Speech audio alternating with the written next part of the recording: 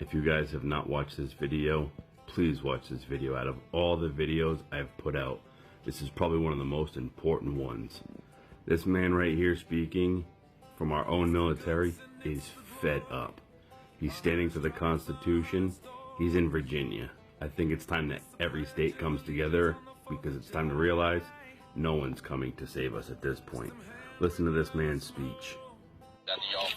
So initially we had planned to make the speech to law enforcement, but since they're a no-show, we're going to make it to y'all. So members of the media, the public, my brother's standing here in arms today, law enforcement that's probably stalking this right now, and whoever else cares to listen. Why are we here?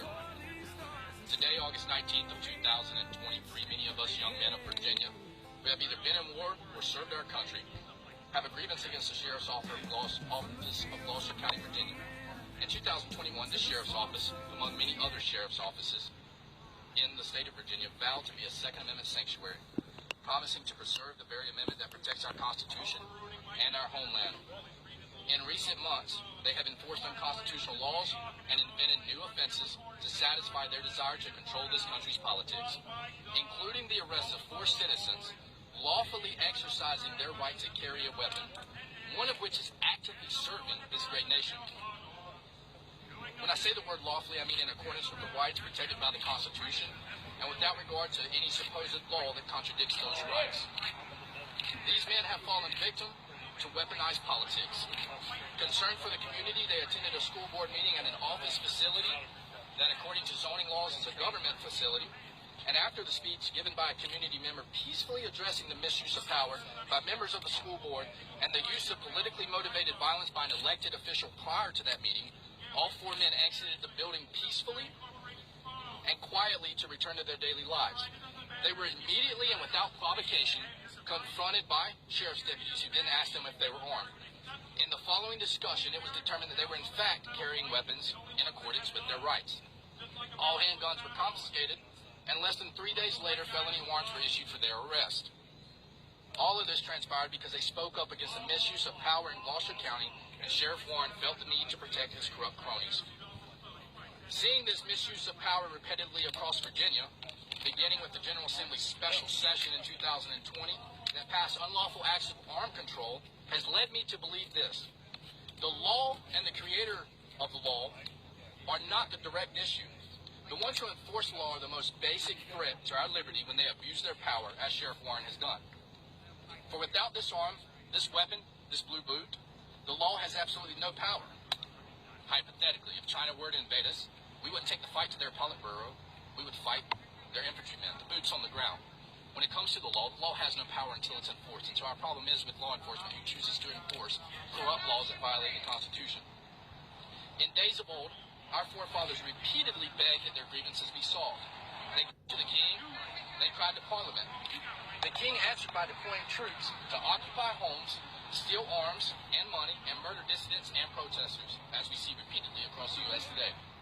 This is why our founders warned us of professional men-at-arms enforcing the government's will, and yet somehow supposed freedom-loving Americans have continually given up rights and freedoms to the very standing army that strips away our rights in the name of earning a living. Out of control, rogue law enforcement.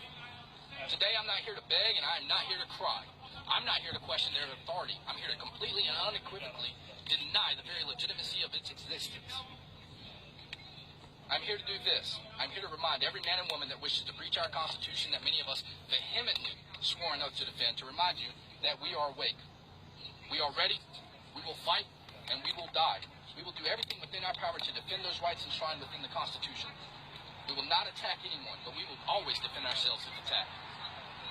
To the officers that are watching this, you violated the Constitution of the United States. Someday you will answer for these violations. If not before man, you will answer to it before God. You disgust us. You are not our brothers. You have no right to fly our flag. You have no right to be an American. You are Tories, redcoats, and not patriots. You have no right to live off of our taxes. You have no right to wear a uniform funded by the very people you abuse. You are a disgrace to liberty. If you wish to embrace ideals of freedom, lay your badge down. Step away from being the boot that continues to oppress and stand for real liberty. Return the property you've stolen, resign your positions, and find a living that doesn't involve abusing innocent people. To the men standing here today with me, and to the state of Virginia, this is not about us and this is not about them. This is about the future that we want for our children. If we give an inch on our rights today, our children will be a mile away from their rights tomorrow.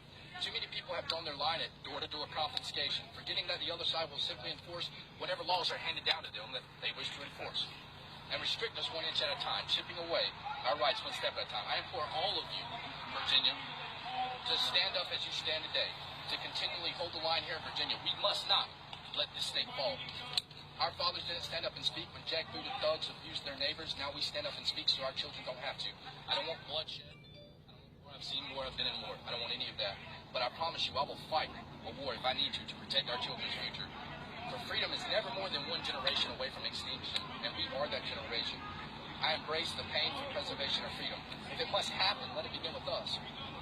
For what is my life against our nation's future? What is it? It's nothing. Sic Semper Tyrannis, that's on our state flag, it's our state seal, and it means thus always the tyrants. And it means that as long as tyrants continue to use the law to oppress innocent civilians who gave a peaceful speech and walked out, returning to their cars, going on about their daily lives, if they continue to oppress, we will stand. We will defend it. I love this country.